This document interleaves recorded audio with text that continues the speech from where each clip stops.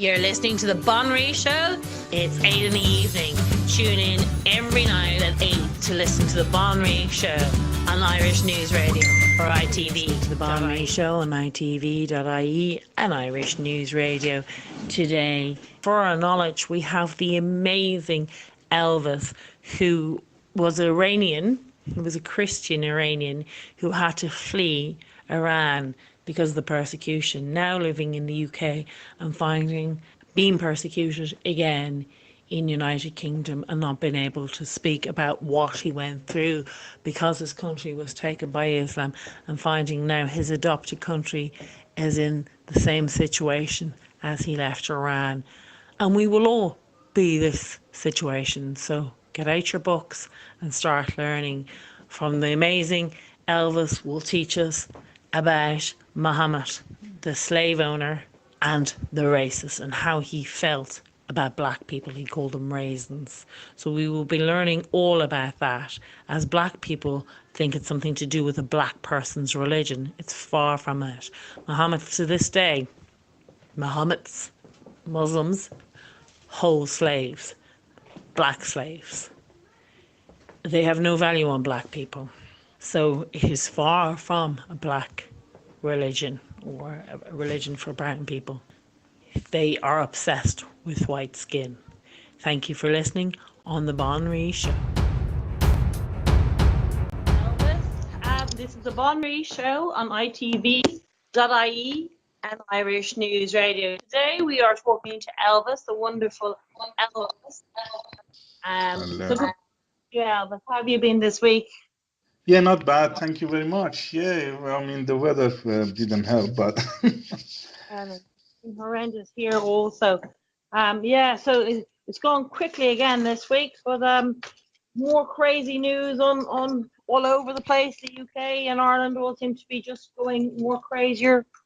The left just seem to be just insane.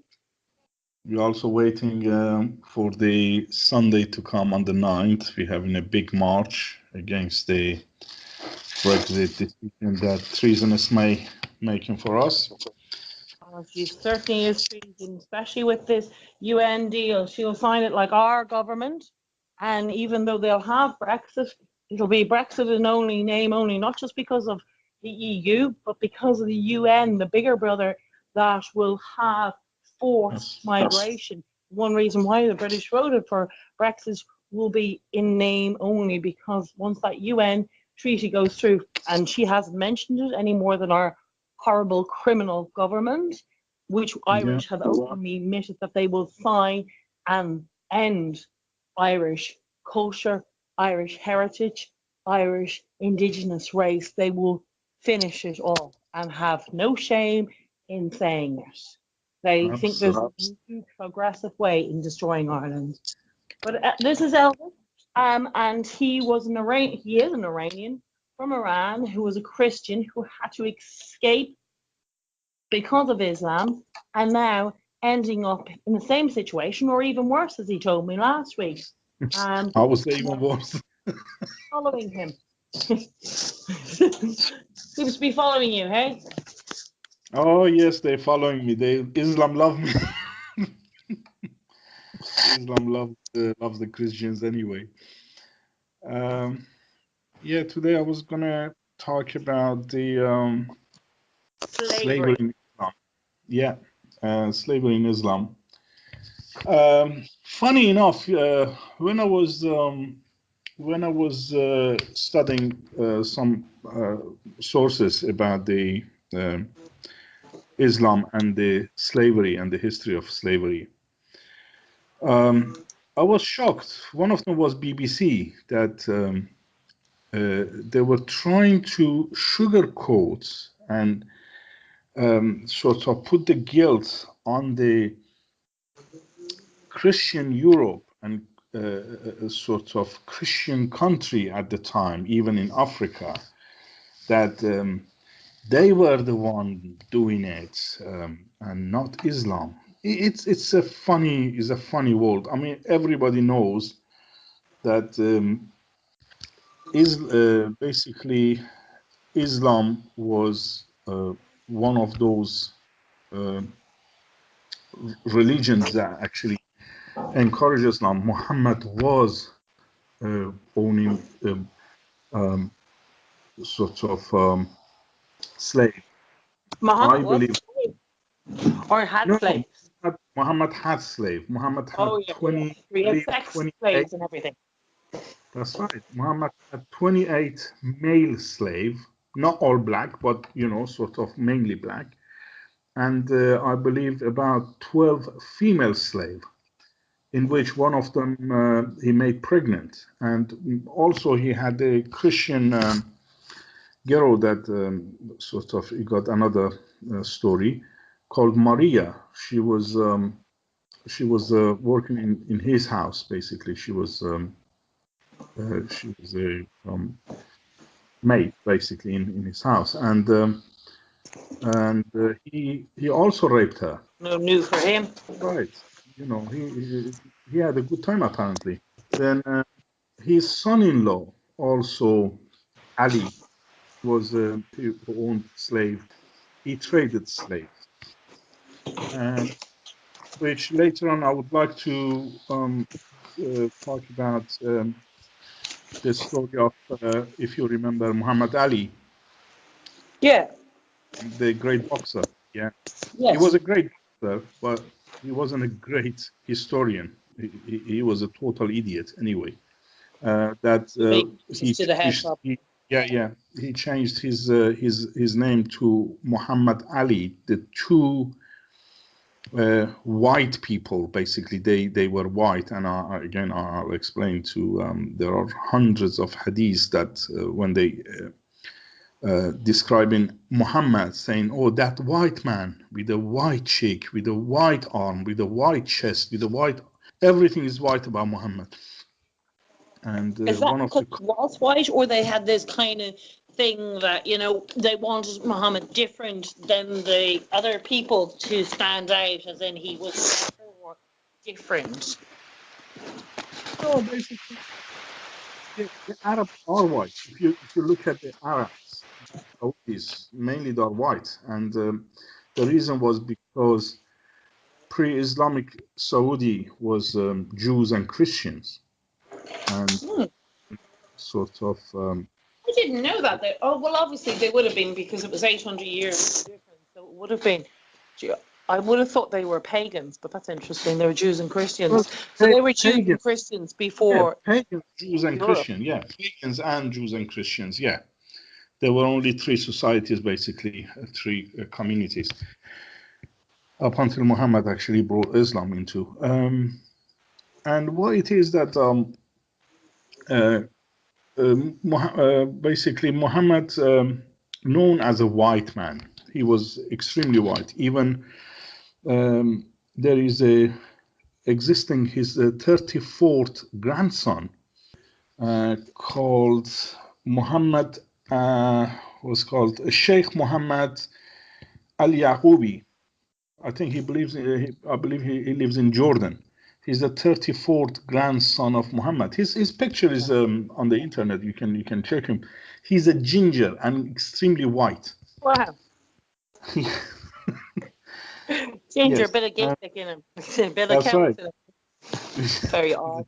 But that's because Albanians are they are very, I know that's not the same area or anything, but Albanians, because it really surprised me that they're actually very white, or that in the Turkish, there's a race, the Turkish, the Zedish, um, Right. in Turkish, and they're very white as well. Now, they've often got really amazing blue eyes and really different features Yeah, like red hair, crazy blue eyes, yeah. beautiful style. They're beautiful looking people, but they are white race. Now, they're quite different from white in the West. They're actually more prettier. They've got like sallow skin with really white features and really blue Yeah, eyes, comes crazy red hair.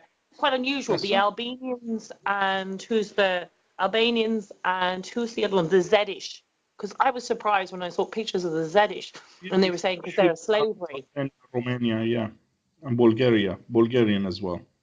And they're Uh, quite, they're all yeah, slaves at the moment in Islam. But that's, sorry, go on.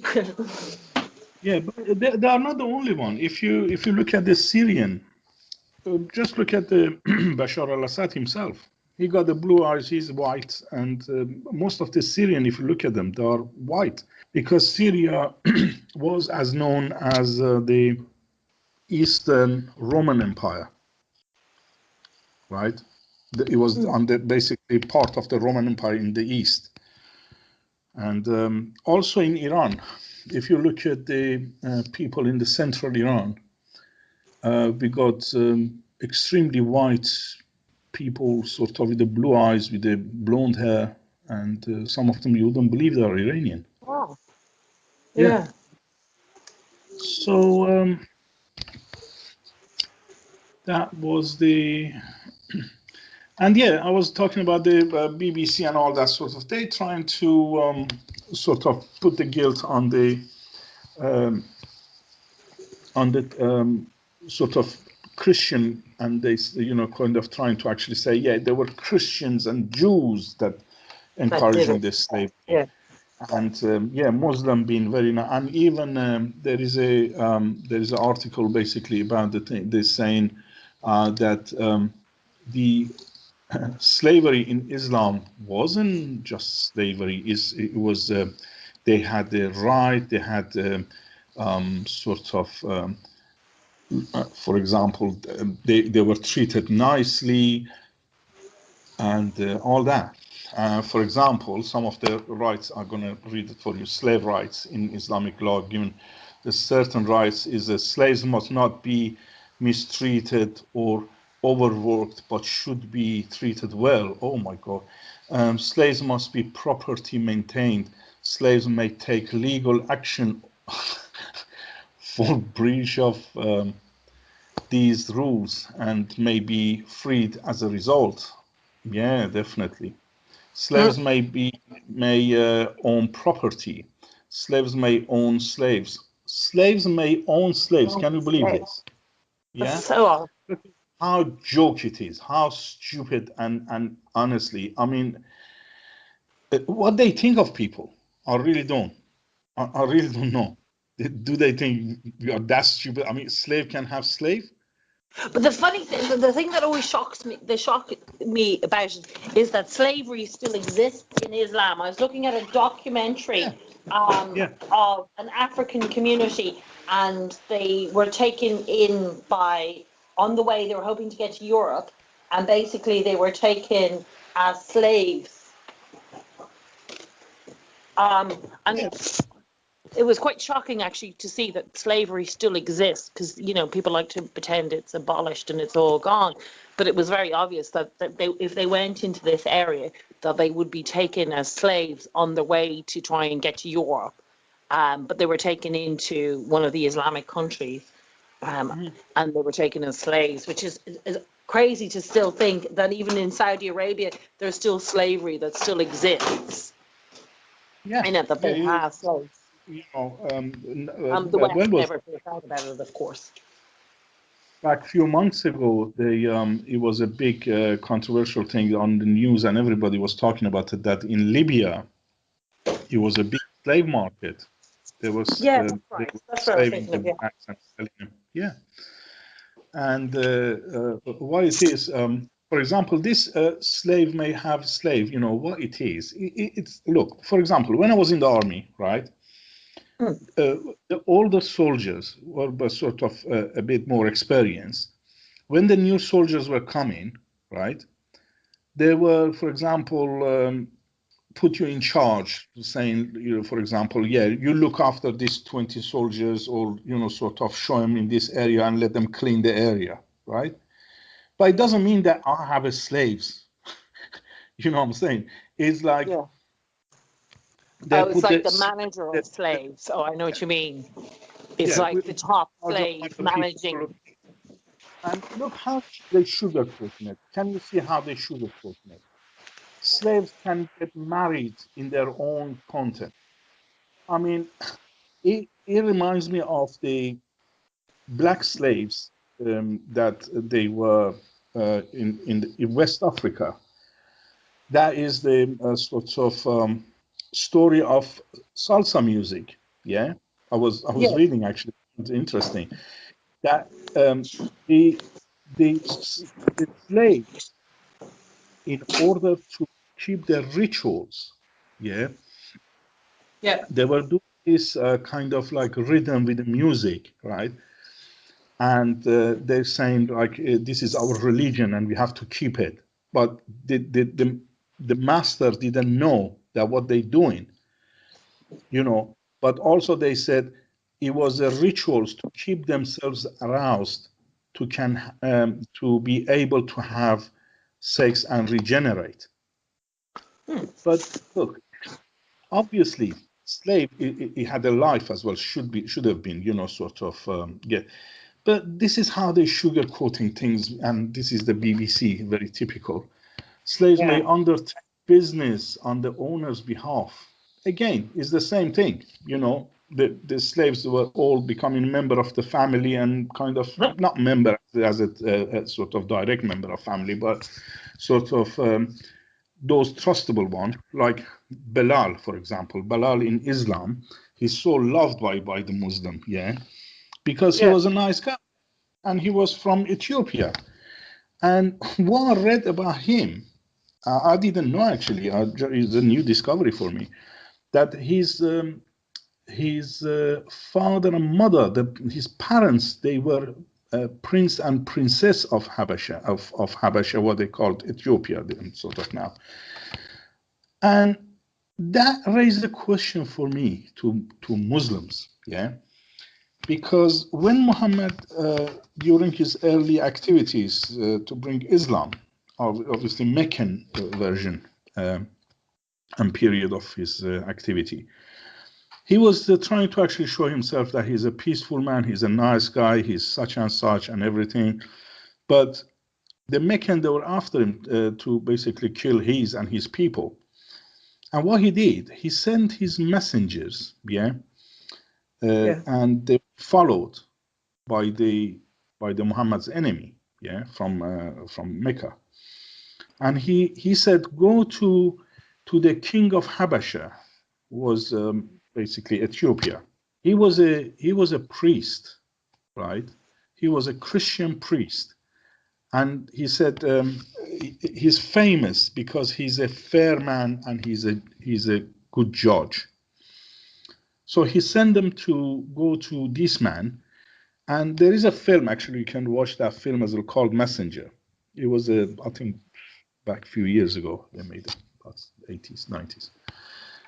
So when basically Muhammad sent his people and they got to this king of Habasha, Ethiopia, both the enemies and the messenger of Muhammad, they are there. And he says, okay, I don't know you, so can you prove who's right? And basically the people of Muhammad, they start sort of saying, yeah, we're coming from such and such source, and his name is Muhammad, and we got the religion, and we believe in God. And so he says, how you can prove it? And they read the Surah Al-Maryam, is about Virgin Mary, and which actually Muhammad copied all these from the Bible and the Talmud and Torah, and they known as a Meccan version because they were very peaceful, but they were all because copied from thing, and he was trying to marketing himself, that I'm a peaceful man, I'm a nice guy.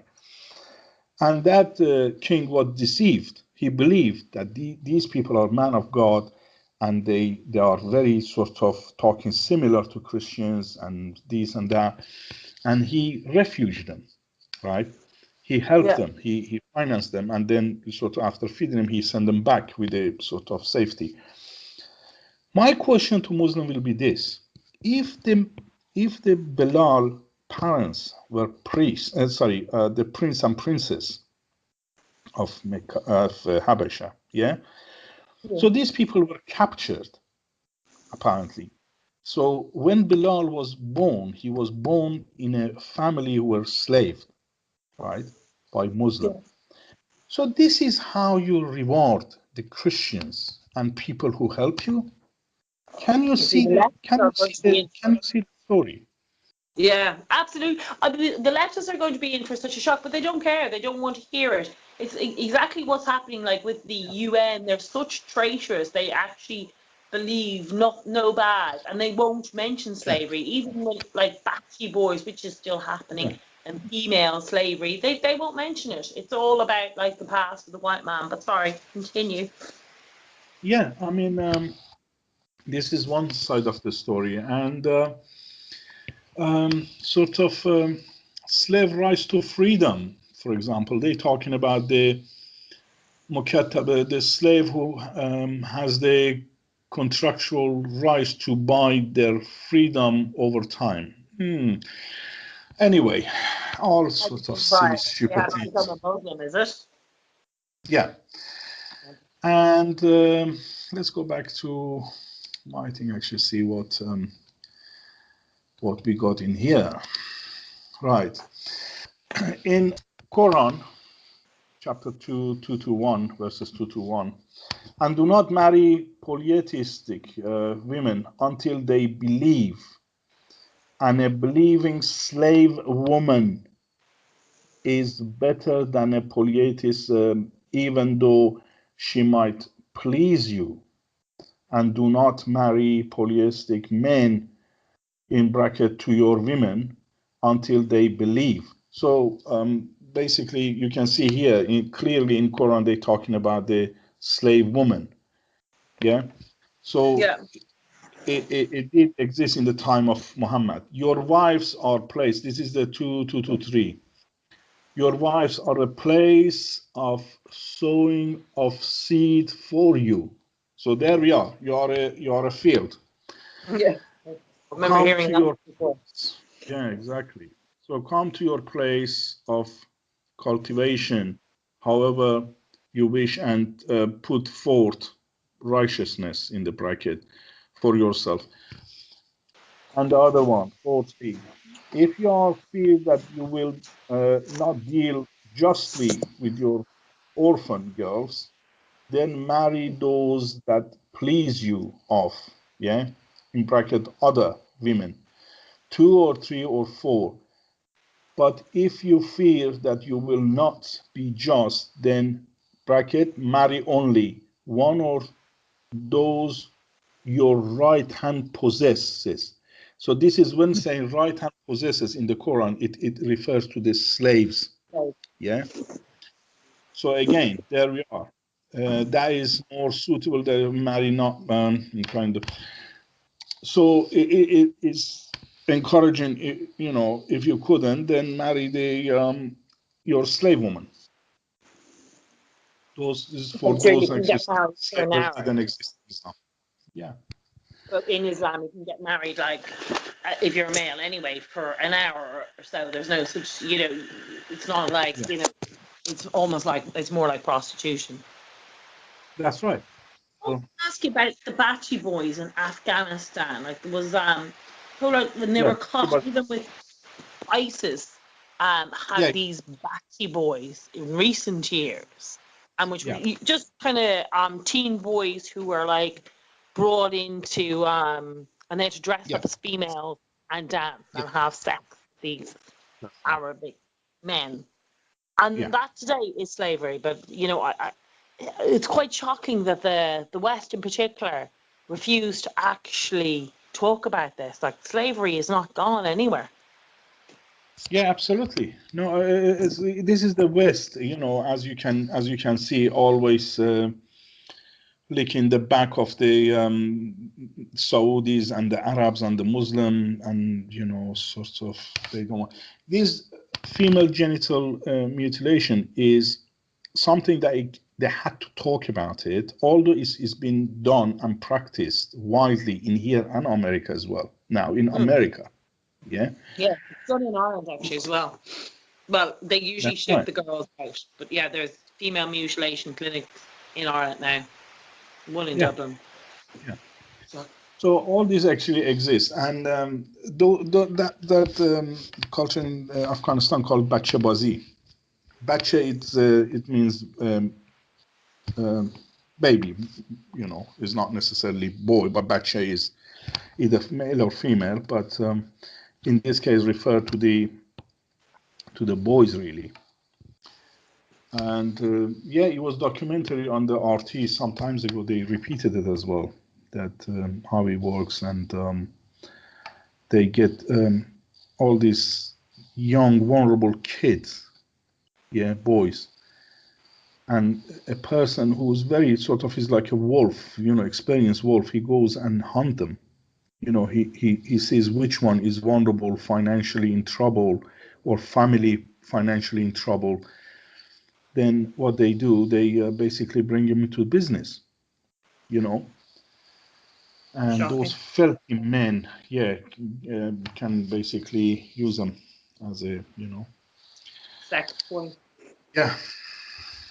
It's absolutely insane. I saw another documentary where they were renting out these girls, and it's pretty much just prostitution, but they were in full burqas and they were going through this Islamic town, and they were going, and because Islam, you can have a marriage for an hour, and they justify it as that, and then they just leave these poor desperate women. But like, it's crazy, absolutely crazy. The whole thing, like, and for the fact that really annoys me, it's like, you know, with the UN and the EU, like, nobody's talking about the real problems that's going to happen when these agreements are going to sign up with the UN. And the UN is basically Islam. It's Sharia law being forced into the West. And they're not talking about what it brings. It's like, you know, and I just find it crazy that the English are more talking about, you know, this Brexit and muddying the water. I'm like, okay, anybody with 2 cents, you know, you should be out of the EU, or all of us should be out of the EU, not just the British. But the bigger brother is behind. You know, the Chief Council of Human Rights is Muslim. The majority of countries in there are from Islamic countries. They're going to enforce Sharia law. And anybody, I don't know if you read the documents, you can't actually criticize. There's mass migration.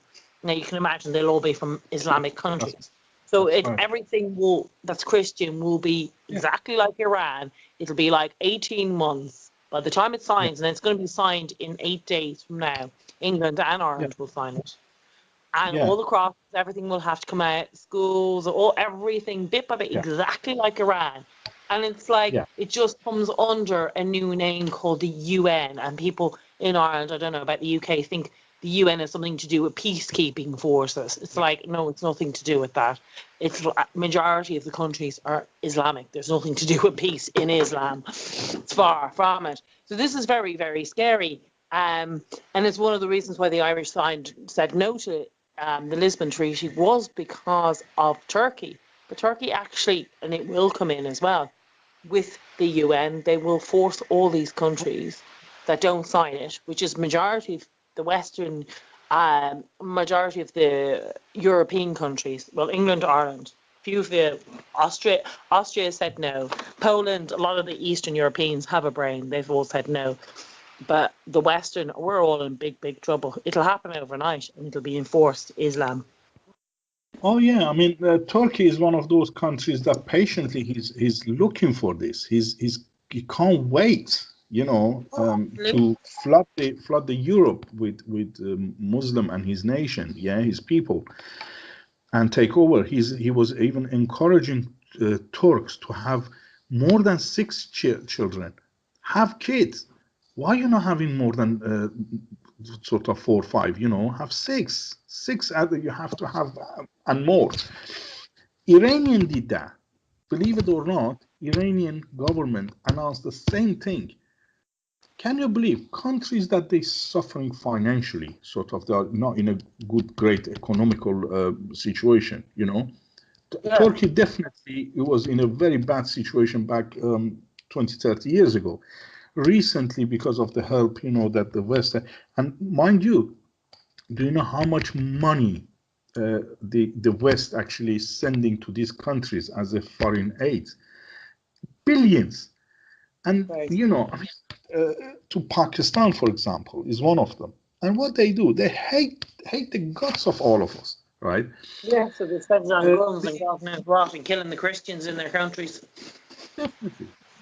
The United Nations, I was was listening to a lecture, which I will send it to you. It's a very extremely beautiful lecture on United Nations history. Yeah, is over an hour. Is I think about an hour and 15 minutes. I will send it to you, and it will open your eyes and sort of things that you possibly wouldn't even think about it. Mm. And yeah, Kofi Annan, for example, he was a Muslim, you know, and some of the others, they were Muslim.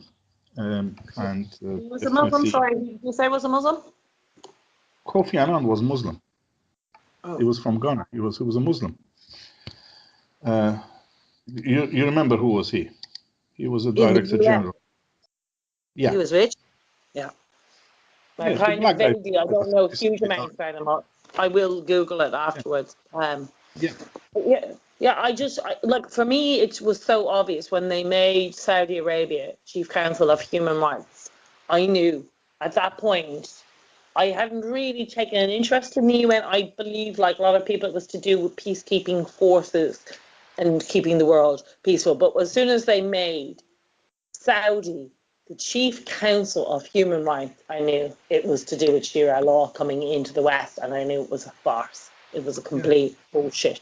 After everything after they did that, then anything that they did afterwards, I didn't believe a word, because it's like, who would make Chief Counsel of Human Rights where a country that has no human rights?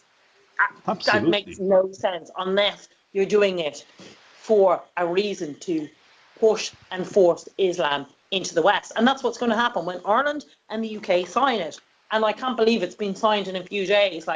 It's absolutely terrifying, because I actually have read a lot about Iran, and I really see that this will happen because Ireland has such a tiny population. It'll happen overnight, I think. In Iran, it took 18 months from the time it was signed to 18 months later, where the women had to be covered completely in hijabs and burqas, and that they brought down into child marriages and everything to make Islam happy. That's right. Incredibly, it's very scary time. And again, Yeah. the West talks about the persecution of the Christians in these countries. You know, it's like, oh, open the border, but it's not like, you know, the people you need to open the border to or let them in are actually Christians or ex-Muslims. It's not Muslims. They're perfectly fine in where they are. But it's like, bring them, you know, these Muslims in. And, you know, it will be a time where Ireland will catch up with the UK. I mean, the UK had a much bigger population, so it was harder for it to happen overnight. But it will happen overnight in Ireland because we have such a tiny population. And it'll take that long for the Irish to wake up, because they've been filled with so much crap from our media, so much crap, that they actually think that a lot of Irish think that they are Muslims, or they're Muslims are their brothers, that they're more connected to Muslims than they are to Jewish, that Jewish are the enemy and Muslims are their great friends. Because in their little stupid heads, they think that all these countries are being persecuted by Christians, because they're very black and white. They think white people are Christians, brown people are Muslims, and black people are Muslims, and all these bad white people are persecuting all these poor brown people. And that's in their stupid little minds, and you can't explain it to them. That is the most ridiculous fucking idea. It's not that way, but you can't get it through to them. So they actually say, well, we were Irish, we were persecuted by the British, so therefore we're friends with Muslims, because my enemy, your enemy, we're both friends. Sort of bullshit. They're so stupid. It really annoys me. Yeah. The reality is, look, I lived and worked with these people. I grew up with these people. Yeah. The Muslims, they're, I would always say, they're like hyenas. When they're alone, when they're under threat, yeah, they always play the victimhood, right? I'm a victim. They start crying and sort of saying, yeah, how nice these people are, how victim they are, you know, sort of they've been under the war and they had no choice but to run and come here, right? While they passed 13 countries, 13 countries to get to here, right? And what they do, while they get here, sort of, so far they are not as big numbered as they are, you are expecting. Yeah. Yeah. When these people get numbered, then when they are in minority, they're always saying, "Oh, minority rights. We are we have to be like this. We have to, But when they become majority, this is what Churchill said. When they become majority, then the minority doesn't concern, right? Yeah. So this is how the Muslim work. Then they surround you like a hyenas, and they attack you. They eat you alive.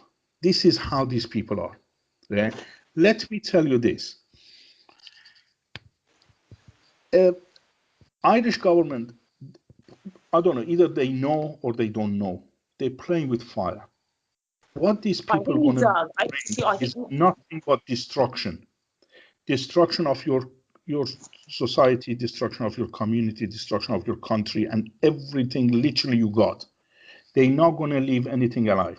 Look, in the revolution of after the revolution of Iran, in 1979, these people got to the palaces, all these memorials, all the statues, everything, literally even the tomb of the father of the Shah of Iran. They turn it to a public toilet. Jesus. Can you believe this? This Yeah. is the hate. This is the hatred. Yeah. In any other countries, look, for example, in Chile, right? When it was a reform and sort of revolution and all that sort of business, yeah, things were kept and they kept as a historical thing, right? But Yeah. in Iran, for example, everything was looted. The most valuable carpets, the sort of historical Sure. things were looted, gone, right? Yeah. We own the two biggest diamonds in the world called Wow. Daryai Nur and Kuhe Nur, yeah, which is the sea of light and the mountain of light, if you want to Yeah. translate it. That was sort of in the royal jewelry, yeah, in Iran. They were all Sounds looted. beautiful. One of them we heard both of them are here in England, in London, Wow. I right? saw pictures of the king and his wife and his family. They were so glamorous and That's right. beautiful.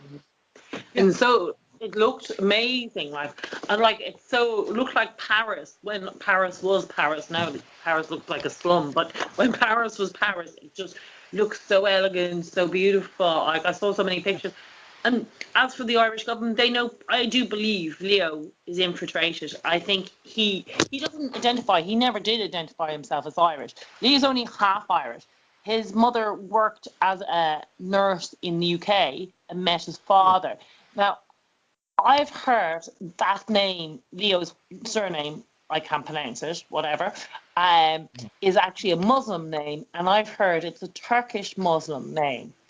There we are. Now, Oh, yeah, um, no, he has never mentioned what religion he is, but he goes on because he's more into gay things. But his distaste and his hatred for the Irish, it's so yeah. obvious. Even when he goes on about, 1 in 6, he's so proud of the amount of migrants we have in this country and how they pay more taxes and they work harder than the Irish. He absolutely hates and detests the Irish. And he doesn't hide that, and it's very obvious to see it. And he didn't even get voted in by the people. So apparently he worked as well in the EU when he was younger. He absolutely is here to destroy Ireland. And Yeah. I do think he has a job in Brussels as soon as Ireland is destroyed and it's on its ease. And it's lost its sovereignty, it's lost its independence, it's lost That's right. everything that it fought for 700 years through this criminal government. I often say we would have all been better off going to Mountjoy, which is a big prison in Dublin, hiring criminals in there. We would have been better off and safer. What Leo is a criminal with hatred towards the Irish people, and he's going to bring Ireland to the knees. He has I think a lot of even our votes are rigged and lied. There's more people who vote in this country for, say, gay rights or gay marriage than actually live in this country. They're all being rigged. It's a very frightening situation. We're in a very, very. But I think Theresa May is also, she's been paid off as well, and I think she has a nice little cushy job like Merkel in Brussels. They're all just thinking of their own money. And I think she will sign this, but she's muddying the water with the EU bullshit, which is the smaller brother. Yeah. But I mean, correction, is a treasonous May. yeah, she really is. Or Theresa May. Yeah. She can, look. She can go and sign it by any means. Yeah. And by signing that, yeah, I can tell you this: she brings the bloodshed closer to home and sooner than is expected. It's going to be a bloodshed, and I'm not joking. Look, things that I predicted. Yeah, one of my videos. One of my videos. It was on the YouTube. I think they took it off. The guy asked me. He said, "So what you think according to your experience?" And I said, "Look, all I can see is a bloodshed. Not here, all over Europe. Yeah. And look, it's coming. It's Yeah, coming. It's on. absolutely. I was saying maybe 5 years, and then recently I've been saying 2 years. I'm actually saying 18 months by Iran. By looking at videos of Iran and Afghanistan, I say it's 18 months before this turns into war. Because I don't know about the UK, but the Irish are completely asleep. And as soon as they start picking up their dead from the ditches, their children out of ditches, and they'll be told if they talk about it, they'll be criminalised for racism. That's what's in this EU plan, that you will not be Look, allowed to people talk don't about care it. about that title anymore. People don't care. I mean, now it is not important for people. You can go and call anybody you want. Come and call me Nazi. Come and call me racist. Come and call me anything you want. I don't care. I Yeah. don't really care because it's No, up to my nose. that's all the far left, is all those things that they like to call what they see as the far right. So Nazism was the far left, but they're so That's stupidly right. clueless and brainwashed by the main media. That's what the danger is. But you know what, Elvis? It will be them who will be picking their dead up off the ditches, Yeah, and it'll be yeah. too late for their children. Like, Europe has just become so soft. Now, I'm really shocked at Ireland, really, because Ireland would be more like Eastern Europe than it is like Western Europe, because we've only lived through war.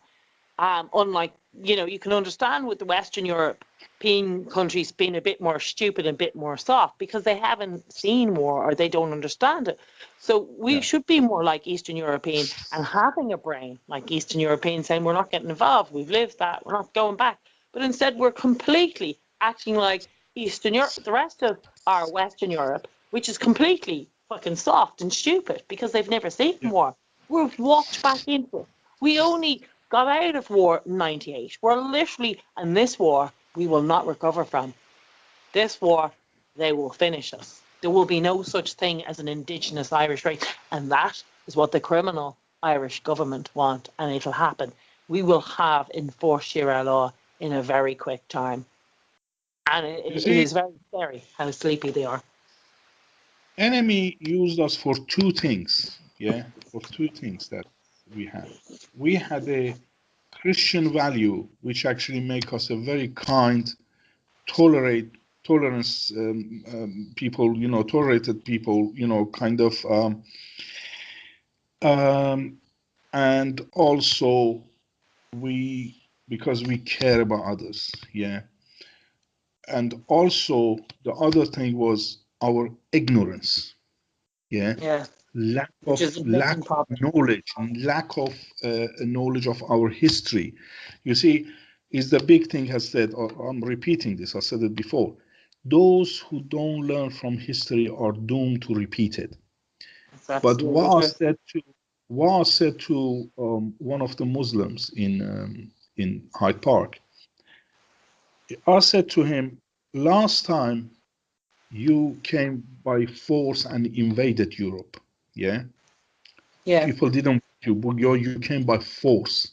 400 years you ruled. 75% of Europe was taken over, right, by the Muslim. But you were kicked out eventually. This time, you came with the help of our traitors government. Yeah, we sent you invitation. We said, come and take us. Come on, you know, the red carpet. We put the even red carpet for you. We sent the invitation for you. But I'm telling you, that invitation wasn't through me. Yeah, it was maybe by my government, but not by me. So you might feel victorious now. Yeah, you might say you're winning. But I'm telling you this time your graves would be even deeper than before. And you will be buried here, right, again. Yeah. And history might be repeating, but sort of, you know, it doesn't have a good end. But why it is, you mentioned I think this. take the government out and shoot them. All of the government should have been lined up on the wall and been shot for what they've done to these government, this country, and your country. All of them. If I had my way, that's what. If the Irish people were anyway bloody awake, instead of fucking once the thing gets fined, and when they do, and I do believe, like, they will wake up, it'll be too late. They will be picking their children out of ditches, but there will be a holy war, because once the thing that they forget, particularly about the Irish, and the Irish are very good at fighting, but they only really fight when you corner them. When they have nothing else to do, they will come out fighting. But usually they will do it when they're on their knees, when they've nothing else. And that's the thing about people they don't understand. When you take everything away from people, when they have nothing to live for, you've taken everything for them, they can easily fight. Because the more you take away from them, the easier they have nothing to live for. And that's what they forget. And particularly about the Irish, once you start taking things from them, like if you take their children, they're burying the things that majority of Irish people live for. And that's why they're trying to break down the structure of bringing in abortion, all these things, because the Irish were very family orientated, you know, live and die for their family and all that sort of thing. So they have to break the white male, particularly most Western white males. That's what their aim is, you know, the structure of the Christian stuff, all that sort of thing, the family union, as you said, the flag, everything. Actually, what you're saying is that's what they have to break. So once you break that, then you break them, they've nothing. Yes, you're right. They want the God to be the state, but it's not going to even be the Irish state. They want the state, this is the bigger power, not even just the EU, the bigger brother, the UN, the destruction, one world government, and it'll be Islamic. That's right. Look, I did mention that always enemy comes with sort of certain targets. Yeah, targets are three mainly: is faith, family, and flag. Yeah. Look, in the history, if you see, many nations attacked other nation, and the first thing they did, they banned their language. They banned their language, change the flag, right, which is your identity. When you're raising the Irish flag, you're saying, I'm Irish. Yeah. When you speak Irish, saying I'm Irish, I can immediately say, oh, you are Irish. Are you Japanese? Are you whatever? You know, so immediately recognized by your accent, by your language. So, and what else is the family? That family you can translate as a tradition, as a, I don't know, customs, anything you want, right? And what he does, when he change all of these, then you are not the same person. Yeah. Yeah. You are reprogrammed. Now you are owned by the attacker, by the enemy, right? Yeah. You mentioned this. Irish president, that he's a Muslim. He's a. They call it Taoiseach. We have a president in this country, but the president has no power in this country. Our president would be like your ambassador. Our Taoiseach is your prime minister. That's right. But he was not voted in. He's not. Nobody's ever come out and said he's a Muslim. But somebody said to me, "Do you know his name?" Now you can look it up, and you're probably better off looking it up. Somebody said to me, "That's a Muslim, Turkish Muslim name, Varadkar." And I was like, really? And they were like, because everybody knows he's half Indian. right? And his name Yeah. is Indian because his dad was Indian. Yeah. But nobody really, they all assumed and thought he was Hindu. But somebody says that's not a Hindu name. Because the Yeah. Irish are clueless, completely clueless with all this sort of Yes. stuff. Because you've got to remember, it's not even like England where they have any population of Indians or Pakistanis or any. Yeah. They never did up to the EU. So it's only been since 2009, since the flooding Yeah. of it. But up to then, they had no. So they would have no information. But it was only somebody who comes from those sort of countries said that's a Turkish Islamic name. I Yeah. was like, really? Jesus Christ. Because we'd You be see, completely clueless. you see, if you have done such a mistake, yeah, I'll tell you, you are not the only one. Give you another Yeah. example of what mistake people did in America when they chose Barack Hussein Obama. Hussein, he clearly say he's a Muslim, Yeah. right? He used the stupidity of the American nation who don't know nothing. Even Yeah. when you show them is the north, they don't know which side is north, which side. When you, I mean, there are videos that asking common general knowledge of everybody should know, Yeah. and the answers these people come up with, you wondering seriously, are you a Yeah. superpower country? Yeah. Truly, you're sending a rocket into skies, whatever. I, I I couldn't believe the answers they come in. So therefore, But you know what that this, is? That is the leftist colleges, and you'll have the same because what they're doing is yeah, they're dumbing them down. They're wiping out things that they should be taught. What they are being told is this bullshit. The white are bad. yeah, They're literally being dumbed down. And everything's been replaced, like their histories are being replaced, their culture, yeah. as I said, even their language, everything's been pulled away. And like even everything has to be EU regulated in this country. And I'd say it must have happened in America as well. They must have been dumbed down for ages because there's no way that those people are going to college and getting whatever university degrees and they don't That's right. know anything. Like it's like, okay, that's quite crazy. Deliberate. When these people basically didn't know who they putting in power, yeah, as a president of the United States, Yeah. now we know him as the most powerful man in the world, right? Yeah. Jesus. And what he did in that 8 years, he literally turned the world into the fire and Yeah. death, nothing else, right? And with his right hand man in here, he was Tony Blair, right? He Yeah. he literally set fire to the whole world, not only America. He brought America to his knees, right?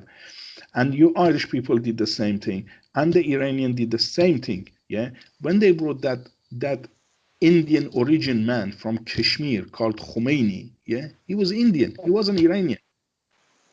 Yeah. Is the video that when they asking him in the airplane, right, when he's coming back to Iran after 15 years exile, yeah, they're asking him, how do you feel? He says, nothing. That is available. You can see. So these people, Yeah. this man said he got no feeling about Iran. He doesn't care. He Yeah, no, I doesn't care. think that's exactly Leo's like that. Now he literally has said he's big into. He uses the buzzwords integration, diversity. It's going to be, Yeah, and he has something called the project yeah, 2040, which basically even on it shows you that he's going to destroy like Ireland, not the faces. He shows you particularly blacks, brown people, on an Irish. This is the new Ireland. Get used to it or get out is basically it. This is going to be the new Irish. Now they're not fucking Irish at all. Like no, it's like they're Irish are white, freckled skin, some red, maybe, yeah, but we have a particular look. It's different from even the other white races. The Irish have a particular look, and it's even slightly different from the English. It's a very Celtic look because we haven't been changed. But this is all going to change now. We're going to be brown and black in 2040, and he openly admits that. He has particular hatred, and he is Indian. But yeah. people just assumed that maybe he was Hindu. And because he was gay, people weren't so concerned because they were like, oh, well, if he's gay, how could he be a Muslim? That was their kind of thoughts on it. You see, many times I spoke to other people, yeah, Yeah. and I said, these governments, they come and say, oh, integration of Muslim people, integration of the immigrant. Look, get it to your head, people, governments, these people never integrate, yeah. It is in the Quran, many places, many examples of them, lots of them. Go and read it. 109 verses out of 114 verses. They are clearly talking about killing, crucifying, beheading Christian and Jews. And they name them Christian and Jews. They're not going to integrate. Muhammad said something, yeah. He says, you are the best of creatures and they are worst of the creatures. It means Christian and Jews. They are cursed and they are amongst the apes and pigs. So they consider us as the pigs and monkeys, apes, Yeah. right? When they ask Anjem Chaudhry, yeah, how much money you getting from this country that you hate and you call them kafirs and this and that kuffar, yeah? He says this money is the jizya you paying me. The jizya is the Islamic tax on non-believers. He is amongst the minority, and he already saying that, look, this money you paying is your duty, is your tax you paying me. He already ruling. When these idiots gonna wake up? When these governments gonna wake up to the reality that these people I'm are not sure they're not awake. I think it's just the fools, the leftist fools, and I think even the leftist media and stuff, they're the ones who need to wake up. But I actually think the governments are awake, and this is a plan, and I do think they're getting well paid to destroy our country. And this well is in that part case of it. Well, in that case, they clearly saying they are traitors, and Oh, what we should be completely. doing, really, truly, I mean, we shouldn't let them get away with it. Oh yeah, they You should know, be taken out by a gun and shot against the wall. I actually honestly believe that. I'm not. No offense. I actually think they know full well what they're doing. I think they're destroying it, and they're doing it on purpose. They know by signing this UN what it's going to do. It'll make yeah, both England, Ireland, Islamic, and they have to have England and Ireland signing it, because if England doesn't sign it and Ireland does, Ireland will be in a dangerous situation, and you'll have one against the other, where if Ireland would be too small anyway to really help out England, and it will be flooded. So if England signs it, Ireland is destroyed yeah, anyway, because it'll come through. And if Ireland signs it and England doesn't, vice versa, unless they put the border up in the north, which will be very hard to do. That's what they're fighting for, this whole border thing, because they know the UN pact won't be able to go through if they put up a proper border up in the north.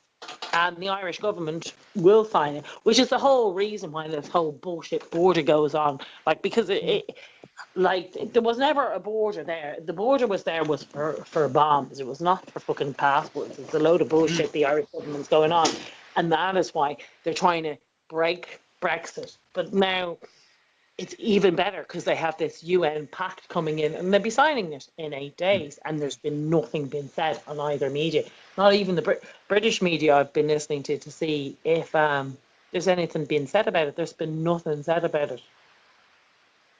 yeah. So far we got 70 million, over 70 million of refugees. They say, yeah, and which I don't believe, because I was told, yeah, some times ago that after 11:30, 12 o'clock at night, we don't have a airplane flying over London or something, yeah, because of the noise and all that. We got the passing by airplanes over 30 something thousand feet, yeah, which you hardly can hear them.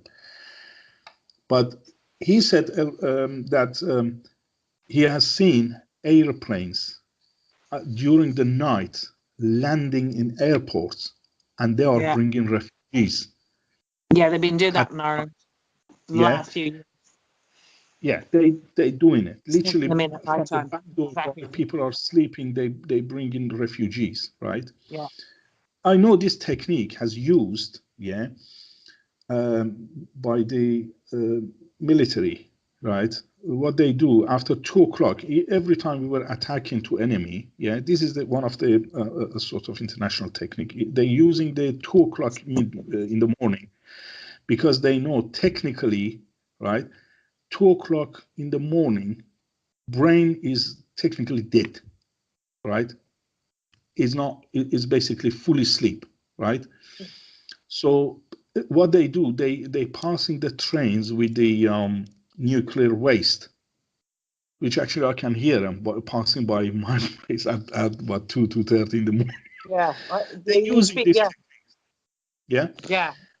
What it They is, used to wake me up in Dublin actually about a year, 2 years ago. There was a load of them going over at that time of night, and because I live in Dublin at night, you could hear them going over, and they were going at crazy hours. And I've lived in Dublin all my life, and I never heard them before. About 2 years ago, or even about 2 years ago, they were going every night, and there was loads of them coming in.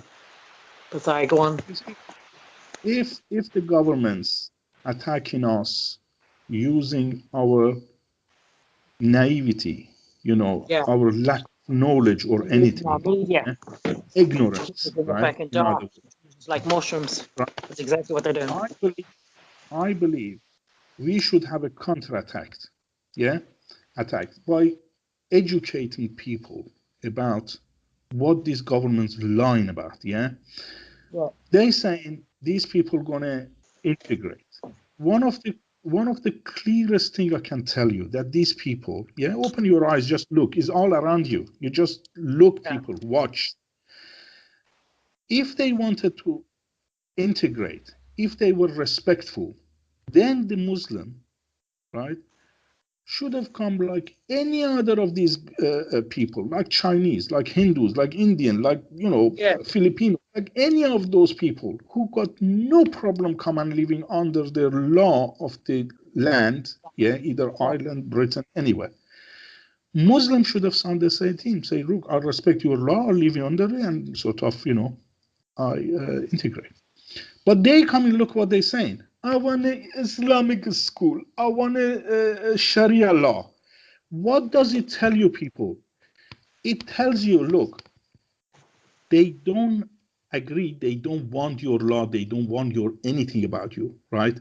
They want to halal meat. They don't want to eat the chicken that you basically, slaughter, and so on, right? So this But is a sure, clear there's indication. hold They, done on Muslims, and 2 or 3 generations later, yeah. they even become more Islamic than their Oh, parents or their yeah. grandparents. Definitely, yeah. Because you see, as I said, the old generation, they weren't. Now I can see even old Muslim woman, she's having a burqa. Yeah. Seriously, I don't believe you. I don't remember if I saw any burqa during the 89, 90 when I came here. I Yeah. saw covered Muslim people, but I didn't see burqa. I didn't know what the hell is it. So this is a uniform, people. Yeah. This is a clear Uniform. indication of I'm in my uniform of Islamic army and I'm against you. You Yeah. don't get it, but I do know the language. I know what they're going. I know exactly what they're talking about. Yeah. I live with these people. You see, the Yeah. difference is this, that I know the psychology. You Yeah. don't. Yeah. I know when these people come and say, no, but this is an option. This is an Islamic thing. No, hold on. It's not. If Yeah. it was, why didn't you wear it 10 years ago? Yeah. All of a sudden, everybody wearing burqa. That's the uniform, people. This is a Yeah. uniform, an ID card that they showing themselves to other people, identifying themselves to other Muslim people that look, yes, I am with you. Yes, I'm a supportive of ISIS. Yes, I am possibly one of the ISIS. People wake up. But it's mainly because governments can know this. Like you can look into Iran, right, and you can see it before or after. You can look into Afghanistan, Lebanon, all these countries, and there's hundreds, of these. Indonesia, loads, right? Yeah, As soon as yeah, Islam takes control, it's the same thing. They don't reinvent the wheel. They take, as you said, the language, the culture, the identity, and they swap it with Islamic. Yeah. So no matter where you are, whether you're from Iceland or from the North Pole or Saudi, you all identify as a Muslim. Your own culture, your own identity is all being taken away. Your own language, everything gets stripped. And it doesn't take a rocket science to look at that and say, that's going to happen here. If it can happen in all those countries, what makes us any different from any of those countries? Nothing. If it happened there, it can happen here. And then suddenly, Absolutely. Ireland Islam will is be an Islam. Islamic state of Ireland. Europe will Yeah. be an Islamic state of Europe. And that's exactly what the UN are doing Absolutely. through our traitorous governments that should all been shut out, taken out and shot at the wall. Because they have planned this. I promise you, Elvis, they have planned that. They know that. Nobody can be this stupid. No government Yes. will be that stupid. You see, first of all, these people are not aware that what they signing is their death penalty, their own death penalty that they're signing. Theresa May can sign it, yeah, but what she should know, or any other governmental people, yeah, they should know when these Muslim people come, they're not gonna shake your hand, they're not gonna kiss and hug you for what you have done for them and thank you. They're gonna put you first against the wall, and this is happening. This happened in Iran in the beginning of the revolution. I said it before, I'll say it again. First, Khomeini put his own people who helped him, he put them against the wall and he killed them, get rid of one by one of them. Because they saying clearly with this psychology that if you betrayed your own people, yeah, you will betray me. So you are not trustworthy, you're not trustable, right? So this is the thing. I mean, they can take or leave it.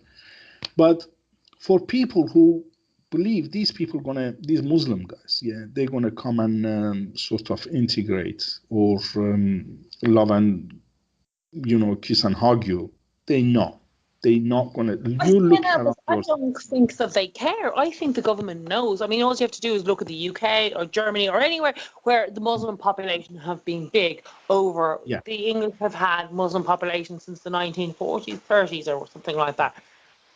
None of them are integrated. In fact, they're probably worse off now than they were Yeah. when they first came to England. That's 3 or 4 generations, who knows, 4 or 5 generations down the line. They are a lot worse, a lot more angry, and a lot less integrated. And they have pushed it further and further out. So it doesn't take a rocket science to do that. So again, I think the governments know that, because the UK is not that far. You can actually look at the UK. We're not that culturally different. So what happened there will happen here. So again, they know, but they've been paid. In my mind, my belief, they've been paid huge money for a big job in Brussels. They do not care, particularly Leo, because he's not Irish anyway. So he has no feelings for the Irish. In fact, whenever he talks about the Irish, you can hear his distaste, his hatred for the Irish people, because they were very strong culturally, which he has worked very hard to break and destroy everything that's Christian and everything that's Irish down. So you look at anybody who breathes in this country for 2 minutes are now called Irish. Ireland voted against something called anchor-bailings. He's just breaking everything down. So I do believe they know. I've prepared lots of sort of surahs and hadiths from Quran and hadiths, to explain the what they call it, the meaning of slavery in Islam and how it is. But sort of now, yeah, I'm going to go through it possibly very quickly because I think we're running out of time. Yeah, brilliant. If you could do that for me, please. Is this one is, for example, is from the hadith, is a hadith Sunan Abi Dawud, yeah, and when they say in hadith sahih, it means accepted, yeah, is true. So Sunan Abu Dawud 2995 and the book 20 hadith 68, and this is about that woman that I was talking about, that Muhammad killed his her father and brother and also her husband. She was only married about a couple of days, and is here says Anas bin Malik said, we came to Khaybar, yeah, we bestowed the conquest of fortress on bracket on us. The beauty of Safiya. Do you remember I said she was a very beautiful girl? That's And right. tall, Yeah. and she was captured by one of the soldiers, and Muhammad saw it sort of immediately. Safiya, daughter of Huyai, was mentioned to him, yet in the bracket the prophet. Her husband was killed in the battle in the bracket. And she was a bride.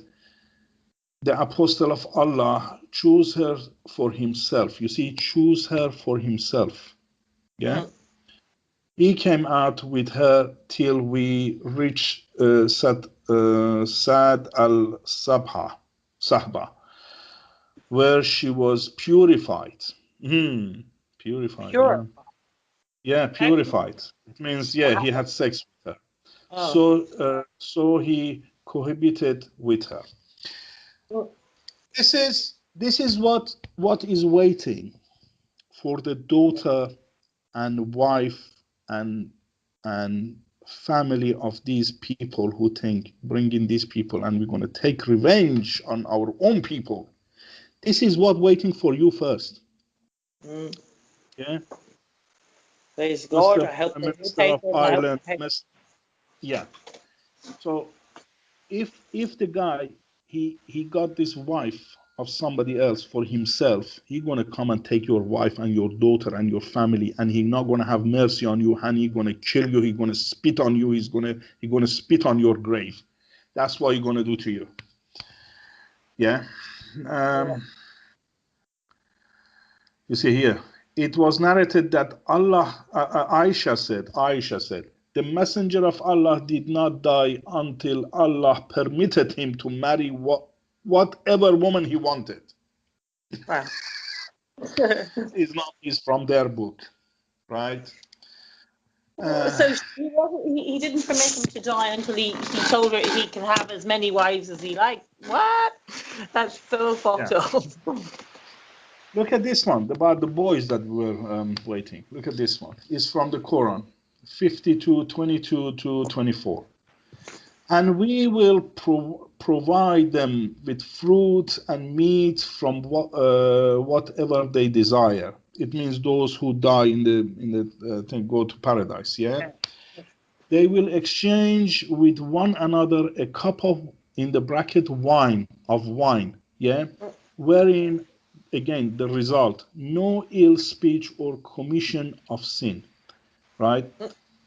There will be circulate among them in the bracket servant boys bracket specially for them as if they were pearls well protected. Right? Jeez. And what it says, yeah, as a matter of fact, when you go and reading the Arabic one, Yeah.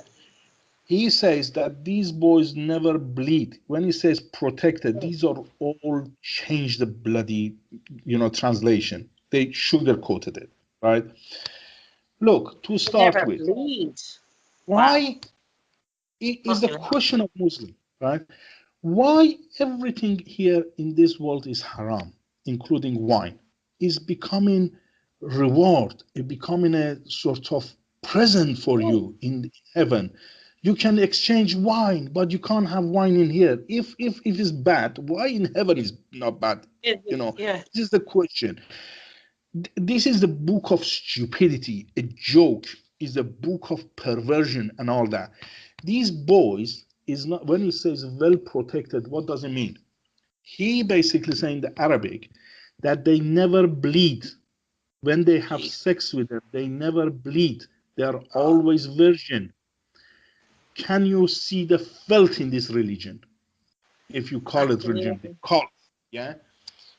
So I believe my duty is, to read this for people and basically let them know what is Islam and what is waiting for you people. And this is like, this happened, but this is still happening today. That's the other point to get across. These boys are still being dressed up in Saudi Arabia and in different Islamic wealthy countries, the poor Muslim boys are being dressed up, or not always Muslims, but poor young boys between teens being dressed up as women, and they're being gang raped.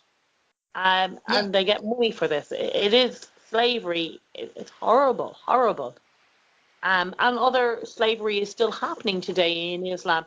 Through these people are being brought in from North Africa into the Islamic countries, like Libya, and being held. So people talk about, like, that's the thing to remember. It's still happening today because of the Quran and because of Muhammad. He gave them sanction. He said, if you're Muslims, you can have women on your right hand, as you said, is slavery. Batchy boys is okay, as long as they don't reach men, which I always find is very hypocritical.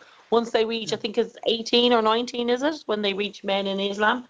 Then you can't have sex, but it's all right to have sex with them once they're teen or pre-teen. That's perfectly okay, which is very fucked up. And I asked somebody, and they explained it to me, saying, well, that was because before they're a teen, or when they're pre-teen, it's that Islam doesn't see them as like a man. They see them as an it, like a woman.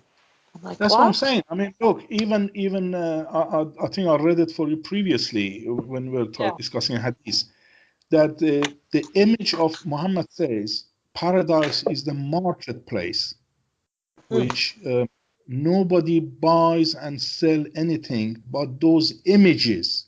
Yeah, there are images of men and women, right? In which any of them, whoever fancy, they can enter. So it means any of them were actually talking, indicating men, right?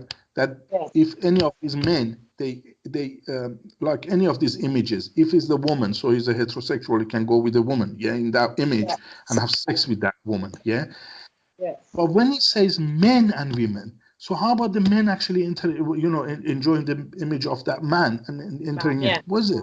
Isn't it saying that sort of this man, he's promoting, I He's believe he's saying once you get to heaven, sexual you as can have like what you were saying about the wine.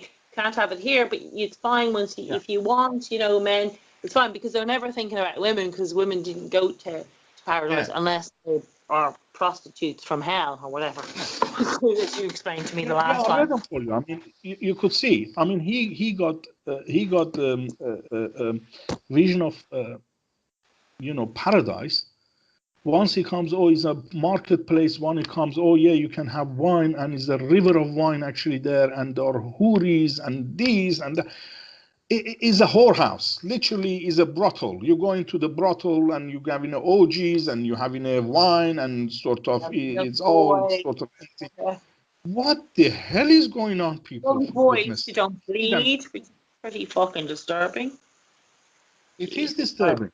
And people who think Muhammad wasn't uh, he wasn't racist. I can prove that he's racist. And look at this. Look at this. Everywhere Muhammad referred to the color of white as the color of heaven and the black color of hell. And he refers to basically everything. Even there is a black stone on the corner of the Kaaba. People go and kiss it, right?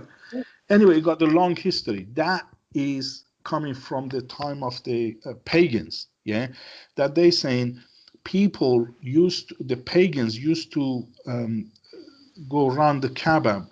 What they doing exactly now. Is copied from pagans. So they were going naked. And what the women were doing, they were touching their genitals, Okay. when they had menses, and they were rubbing it inside that stone, and men were going touching it. I mean, it's flipping filthiest thing. And So-called and paradise? Muhammad, that was basically, if you read the history of the Hajar al-Aswad, they call it Hajar al-Aswad is called black stone, Okay. It's just too filthy to even talk about it. I feel sick, to talk about it. But anyway, Muhammad kissing this black, and he says he believes that come from heaven. And when he came from heaven, he was white as milk. but it turned black because of the sin of Adam, right? So the sin of Adam, yeah, Adam, Okay. you know, Adam and Eve, right? So it turns black, right? So what it says from something good to turn something black, from the white turn to black, right? Look at this one. Is a hadith, again, is sahih, yeah? Sunan an-Nasai 3827, book 35, hadith 67. They actually saying, we were with the messenger of Allah in the year of Khaybar, yeah? The Khaybar was the battle that he killed all the Medinan, yeah? 900 people were beheaded. And we did not get any spoils of war except for wealth, yeah? Goods and clothes. Can you see? He robbed everybody, right? Literally, he was a bank robber, literally going to the and getting all the goods and things of people who killed, yeah, and divided between his soldiers. This is a man of God you're talking about, yeah. Then a man from Banu at Dubai, yeah, who was called Rifa, yeah, bin Zayd, gave the messenger of Allah a black slave, right, who was called Mid'am, yeah. Then the messenger of Allah set out for Wadi al-Qura. When we were in the Wadi al-Qura, while Mad'am was unloading the luggage of the messenger of Allah, an arrow came and killed him. Check this. The people said, congratulations, you will go to paradise. But the messenger of Allah said, no, by the one in whose hand is my soul, the cloak that he took from the spoils of war on the day of Khaybar is burning him with fire. When the people heard that, a man brought one or two shoelaces to the messenger of Allah, and the messenger of Allah said, one or two shoelaces of fire. Check this. A black slave getting a few cloaks, possibly whatever, to wear, yeah, Yeah. from the war. He says he goes to hell because of that, yeah, because it belonged to Muhammad and he got it, yeah. But Muhammad goes to war and get the wife of these people, yeah, rape Yeah. him. He's not going to hell. Check the justice in this religion, yeah. There's just nothing holy or good about it. Like, I don't know how. I think it's just pure ignorance of people. But he did have white slaves at one point. Even recently, Saudi Arabia, some of the princes are white because they took white slaves from after the genocide from the Christian nations, the Albanians again. I think it was the Albanians that they took white slaves from them and they were having sex with them. And now there's a few princes who are white, which is quite odd. So they had a kind of a thing about whites anyway. So I suppose having a white slave is probably worth more in their mind. Well, as far as you are not a Muslim, you are slave to them, right? This is the Yeah. rule. It shouldn't be definitely black to be a thing. But listen to this again about the boys, yeah? Yeah. This is the Quran 76:19, yeah? Verses 19. There will be circulate among them young boys made eternal. Do you remember what I said?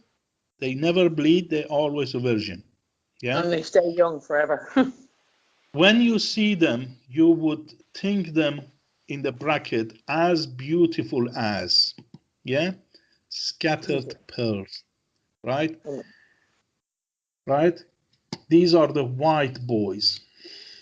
This is the beautiful religion of heaven. The Ali, well, I'm going to come quickly to how these black people been deceived, including Muhammad Ali, who's the best example of what Muslim people actually taken advantage of, yeah? Or Sian O'Connell, for example, how stupid she was, and basically they deceived her. And I'll come to that in a minute. But what I want to say is, Ali, you see, Muhammad was a slaveholder, yeah, as well as Ali. He says some Zanadiqa, yeah, atheists, were brought to Ali and he burned them, right? Literally, he burned the sort of, they were called, about 400 people apparently. He burned, he dig the thing and put them all in there and burn them. This is exactly what ISIS did, by the way, yeah? They put I petrol on always them. said that ISIS are following Islam Yeah. to the book, whether you like it or not. People are outside extreme. I'm like, it's not extreme, it's to the book. Go on, sorry. Yeah, Ali, and he burned them. The news of this event reached Ibn Abbas, who said, if I had been in his place, I would not burn them, as Allah Messenger forbid it. Yeah, listen to this. Saying, do not punish anybody with Allah's punishment. Yeah, look at this guy. That Ali was his son-in-law. Yeah, he married his daughter. And there is another thing, actually, is very quickly, I mean, if I can come to it, lots of things are prepared. Do not look at this one. Look at this one. That was about the hate I was talking about, yeah, that Muslim got about the Christian and Jews. People, this is how they think about you. Open your eyes. And this is Sahih Muslim 216a, book 39, hadith 16. Do not greet the Jews and Christians before they greet you. And when you meet any of them on the road, force them to go to the narrowest part of it. Yeah, actually, again, it's been mistranslated here. When he says going to the narrower part of the road, yeah, what it is in the Middle East still does exist in a sort of middle of the alleyway or something. There is a sort of like a little channel, yeah, the water coming, either is a sewage or is a sort of whatever, yeah. And what he's saying that you pass them to that side, let them go to that side, yeah. Not again because I mean, obviously Muhammad says, you are the best of creatures, and they shouldn't come to it. But again, they're saying, keep them away from you because they are najis, the Christian and Jews, so you wouldn't be infected by the filth of Jews and Christian. Yeah, this is how much they love you, people, right? Look at this But you one. see, a lot of Irish people will go, well, I'm an atheist. They don't realise they don't care. You're not Muslim. It doesn't make any difference. If you don't identify as a religion, it's not like they're going to let you off the hook and say, oh, that's fine. You don't believe in religion. That's great. You're free. Like, you have to become Muslim. They don't care whether you believe in a religion or not. Again, it's the stupidity of the left and the media. Yeah, absolutely. But sorry, that was one. Yeah. Look at this one. Again, look, when I said Muhammad was hallucinating, possibly he had some sort of a mental problem. This is another one about women. Women, how you see the women in heaven, yeah? Who will be, it is the Sahih al-Bukhari 454, 476, yeah? Who will be so beautiful, talking about women, pure and transparent, that the marrow of the bones of their legs will be seen through the bones and the flesh. So imagine the X-ray, yeah, image of X-ray. So the women will be looking like that. I mean, what is beautiful about that? I mean, if I see somebody like that, I mean, I would be bloody scared to my death, yeah? I just can't think of anything being that's disgusting. Yeah, looking like a skeleton. Yeah, he's totally freaky. This man had a mentally problem, I mean, and again, you look at this one. Allah Messenger saying, yes, Sahih Bukhari again, yes, 7142. Allah Messenger said, you should listen to and obey your ruler even if he was an Ethiopian, in the bracket black, slave whose head looks like a raisin. he called the black man raisin head, right? Wow. This is how they look. I mean, then they say, oh, he was such and such, he wasn't racist. Yeah, God. Yeah. Then the Prophet said to Abu Dar, yeah, listen and obey your chief in the bracket, even if he's an Ethiopian with the head like a raisin. Right. And I'm trying to actually go quickly through this. While we were in the mosque, the Prophet came out and said, let us go to the Jews. Look at this. The Jews didn't come to him. He goes to the Jews, right? We went out till we reached Bail o Midras. Yeah. He said to them, if you embrace Islam, so Yeah. this is the example of Islam didn't come by peace. Look, in here it tells you he went to Jews and what he says. If you embrace Islam, you will be safe. You should know that the earth belongs to Allah and His apostle. Right? Again, Allah and apostle next to each other, always standing next to each other. And I want to expel you from this land. And I want you to expel you from this land. They expel the Christian and Jews, right? And what we doing? We say, come on, we love you. How stupid we are. You tell me.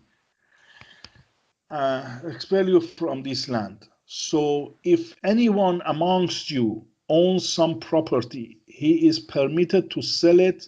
Otherwise, you should know that the earth belongs to Allah and His apostle. It means it's mine. Yeah, whatever you can sell it. If not, it's mine. Right? Although even if you sell it, the money gonna sort of be taken as a jizya. Yeah. Right. Unbelievable. Yeah. Yeah. Look, this Muhammad Ali, yeah, I want to go through quickly if I can, yeah, because it's getting late. Is This this Muhammad Ali, he Yeah. changed his name from Cassius Marcellus Clay, and his father was a senior, the same name. I watched the His, document. He said it yeah, was because he believed his name was, he was ignorant, as you said. I think he had too many yeah, boxes to his head. He believed his father was, or his grandfather, or whatever, who gave the white name, was through slavery. But it actually turned that's out right. his father, his That's great grandfather, was the name he got, Clay, was actually Irish, and he actually came to yeah, Ireland. yeah, And the Irish wouldn't have had money or wouldn't have been enslaved from the yeah, Republic. Now, yeah, the Ulster Scots are different, but his family didn't come from the Ulster Scots. It was from the Republic, so they wouldn't have been slave owners. yeah. What this stupid man did, he believed that was a slave name. And now Muhammad and Ali, two slave holders, yeah, two people that, Muhammad and Ali, both, Muhammad himself and Ali, his son-in-law, both that had slaves and they took slave and they hold slave and they exchanged slaves, right? How stupid we can go, yeah, Absolutely. yeah. Um, his father named him after a Kentuckian abolitionist, abolitionist, yeah, hero. Okay. Cassius Marcellus Clay, who freed the slaves, he inherited his from his father slaves, yeah, from his father and land, right? Literally, he was a hero in the American history. He Wow. fought slavery, right? And Yeah. even his land, he basically built a college called the Berea College, yeah, Yeah. which accepted students from all races, including back in 1855, yeah. Yeah. And the motto of that college, list what it was: God, he made of one blood, yeah, all nations of men, right? And this is what he believed, right? So, and said this is the motto of college, right? Basically, for the generation, even his father, Muhammad Ali's father, basically was named after the same person. He kept it in the Wow. family with the pride because they knew who he is and what he's done. Yeah, he fought Yeah. the slavery. He abolished slavery, right? And he was trying. They were trying to assassinate him, right? Yeah. You know, many times.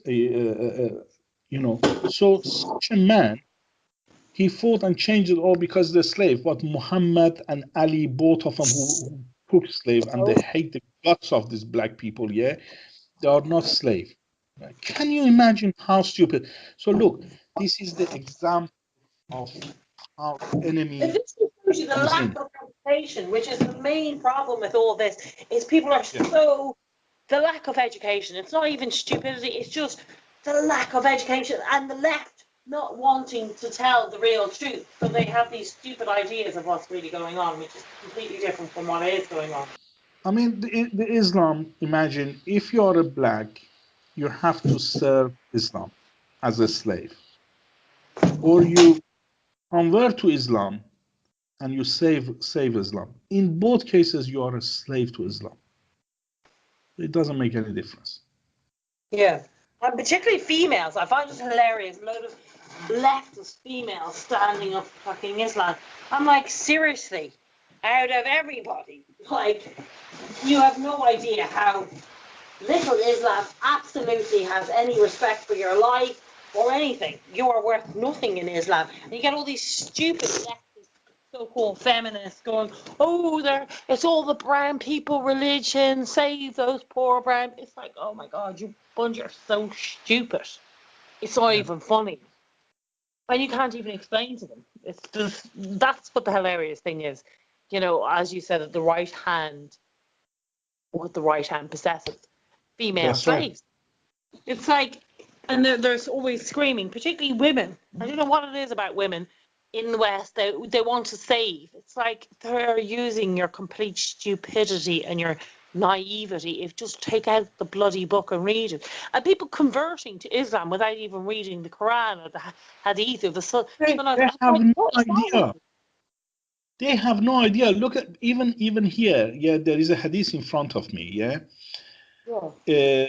chapter 44 is the book of financial transactions. Yeah, and it says 66 chapter is a selling animals for animals of different amounts or quality, hand to hand. Yeah, and Yeah. check this. Look what here actually says. Yeah, this is you see animal for animal. Yeah, is exchange. A slave came and gave his pledge to the messenger of Allah to immigrate, and the prophet did not realize that he was a slave. Then his master came looking for him. The prophet said, "Sell him to me." So he bought him for 2 black slaves. Then he What? did not accept until he had asked, is he a slave? Hmm? Why it is in here, right? Muhammad, he was buying the slaves, the Muslims, yeah, and he was freeing them. In here, he didn't know, yeah, he was tricked. He basically he wasn't tricked, but he went stupid, right? He didn't know that he's. So next time, he said he will ask that, kind of whether he's a slave or not, yeah. Yeah. But you can see in here the chapter was talking about the animals, the different selling them, buying animals, and now you're talking about the black slave, yeah, Yeah. you know. And there are lots of hadiths, yeah, lots and lots of hadiths, one after another. I saw Allah Messenger that he had a white complexion and had some white hair, and Hassan too. All of them indicating Muhammad was white, and we saw his white chest, and we saw his white bum, and we saw his arm white, and his hair white. Everything is white, They and seem this to is be how. obsessed with white, actually. Next week we might do the subject of Mohammed, the racist, because there seems to be a lot. I never realised how much they seem to be obsessed with the white skin, like they Yeah, go to yeah, yeah. heaven I mean, and there's yeah, white everything. girl. Yeah, I mean, even here it says, I came and behold, Allah Messenger was staying on the mashruba, yeah, is the attic room, yeah, and a black slave of Allah Messenger, you see, a black slave of Allah Messenger was on the top of his stairs. I said to him, tell him, Prophet, yeah, that he is the Umar bin al-Khattab, yeah, asking for permission to enter. So he had a black slave. So there are lots of these examples that he had the black slaves, and there is no way you can deny that, say, oh no, he didn't, and you know. Yeah, no, next week we'll That's do fine. Mohammed the racist because he's completely obsessed. Like, Yeah, I remember hearing another point about, when these virgins will be white, or yeah, not the virgins, the 72. So, yeah. yeah, we'll go into Mohammed next week as the racist. Is there any more from this week, this slavery that's going on today? Where, and what examples do we have of slavery, and what's going to happen to us once this UN, and how we ourselves will become slaves in Iran, Becoming not in Iran, slaves. in Islam. You are becoming Sorry? slaves. There is nothing about. Final thing, I want to read one for you, just for the women. Yeah, Yeah. imagine how Muhammad think about the thing, because Iran was an empire, and we had the very advanced kingdom. And he says, during the battle of Al Jamal, yeah, Allah benefited me with the world, in the bracket I heard from the Prophet. He says, when he prophet, yeah, heard the news that that the people of Persia had made the daughter of Khosrow, yeah, it was a Khosrow Parviz, one of the kings, their queen, or in the bracket ruler, yeah. So the queen was a ruler, right? He said, never will succeed such a nation as makes a woman their ruler. Check these people. Hmm? Yeah. No, it's absolutely hate for women. I think we did that one last. He really did. Like, he actually saw them as below animals, which is quite shocking.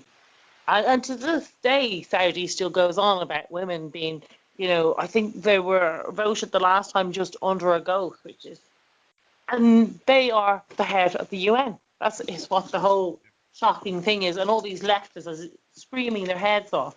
And when he says, yeah, you make a woman a head of the Persia, which was, and still up to recent years, was a stunning, stunning, beautiful country until Islam took over and destroyed it. Absolutely. And they're beautiful. And And the one thing that scares me, right, about when I see back in Iran, and I look back and I've watched lots of videos of that, or even Afghanistan, I've watched a load of them before it became an Islamic state. How the male and females were equal, and it all seemed like, they were going to college, everything was normal. They had like really, Western clothes, everything was normal, everything, they looked happy, everything was, probably even more Western than Ireland. They would have been very, liberal, or, well, not even liberal, because I hate the word liberal now when I see these bunch of fools, but they would have been very, not modern is the right word. They're very, very together. I don't know, because it's hard to say, but they had a life. Women had a life worth living. In all these Islamic countries, they were getting proper jobs, they were going to colleges. But the scary thing that frightens me is in 18 months, and now we're talking about how many, it happened in 89, wasn't it? So you've got like a generation who've grown up in Iran now, who yeah, absolutely treat women like Mohammed says, where if you look back at those pictures, those men had respect and saw women as their equals. And over one generation, that has changed. And if you go to Iran, now you see men abusing women, probably much more on a scale than when Islam was forced in, and particularly at that time, because at that time they were all brought up as equals, and it would have been, not, that women had a right to live and have a right to be alive. Where now, because of Islamic, they have no right to be alive, and if they don't do what they're told, they can basically be killed. And there was something as well I want to talk to you about. I don't know whether you see recently, in Saudi Arabia, they're bringing in torture for women. This new, leader who they were also, the West was all going on about. He's going to, make Saudi a fantastic place, and it's going to be very developed and all that sort of thing. He's bringing in torture for women. He's brought in any woman that speaks out. It's actually getting worse than his father, if that can be possible. Quite scary times ahead. It is. Yeah, sadly. I'll send you the that documentary and lecture about the United Nations, and I think you will enjoy listening to it. It's about an hour time, but I'll send it to you for a review. Possibly it would be a subject, to discuss. Yeah, well, do you want to do that next week? Actually, we can do the UN, because that's what both countries will be signing next week. We've only 8 days, so we might as well discover what and who the UN is. Actually, that's probably, I will look at that, and then maybe we can discuss that. I was going to do Mohammed the racist, but maybe we can do it with the UN first, because that's probably more pressing, because that's what the countries are signing, and we need to understand what is actually going to happen to us. It's quite scary. So we all should really be looking at Iran before Islam and after, and Afghanistan and all those other countries, to actually get an understanding of what happened and why it happened. Anyway, Elvis, you've been so good. Thank you so much. You are brilliant. Thank you very much. We carried away this week. It's fantastic. I love our chats, because I learn so much from you, and it's amazing because you're reading it from Arabic, so you can get the proper true translation and the true feeling, and it's just brilliant. You're fantastic, and I really enjoy our chats every week, and for helping people in Ireland and hopefully around the world understand that this is very serious. The UN is not a peacekeeping. This is an Islamic Sharia law coming in, but England and Ireland will be signing in 8 days' time. It will change our countries to unrecognisable, that we will no longer, as Irish people, will be Celtic race. And we were a diverse, and that's what made us diverse. This is a destruction of our diverseness, of being Celtic Irish. That was a difference. Now it will be destroyed overnight, and possibly within a short amount of time, like Iran, Islamic. You need to all wake up and look at what the UN is, and that's what we'll be discussing next week. But again, thank you so much, Elvis. You're an angel. And thank you for studying, getting all those notes together this week. It's hard work, isn't it? Well, no, really, I enjoy it. I know most of it. I just go and pick up and put them in order, so. And it's educational for myself as well, The more I read, the more it opens my eyes, and I hope it does the same thing to our people. Absolutely. Well, it certainly does to me. It's amazing having you, because to be able to, I can read it, but it's not the same coming it from you. I can really see how it was written, and I'm like, wow, as much as evil and deprived I thought it was, it's really down there with the devil. It is a book of the devil, and that is what they're bringing into this country. And with the naivety and the stupidity of the people, and taking away their education and their Christianity away from them, so they can infiltrate and put this devil cult into this country. And that's what they're doing. Again, thank you so much. You're hearted. Thanks a lot, Mother. Thanks a million. Thank you so much. Thank you. On the Bonry Show. Thank you very much. Thanks, Alva. See you next week. Talk to you next week for our coffee chat. Thank you. Bye-bye.